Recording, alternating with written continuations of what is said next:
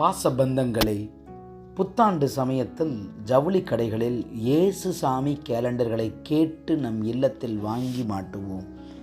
ஆனால் நம் இல்ல விசேஷத்திற்கு அந்த கேலண்டருக்கு பின்பகுதியில் உள்ள பஞ்சாங்கத்தையும் நல்ல நேரத்தையும் கெட்ட நேரத்தையும் பார்க்கிறோமே.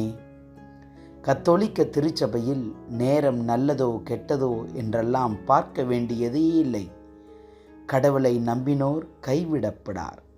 வேளாங்கண்ணி, வாடிப்பட்டி, பிரான்சில் உள்ள மாதா ஆலயத்தில் புனித நீர் வாங்கி வீட்டில் அடுக்கி வைப்போம்.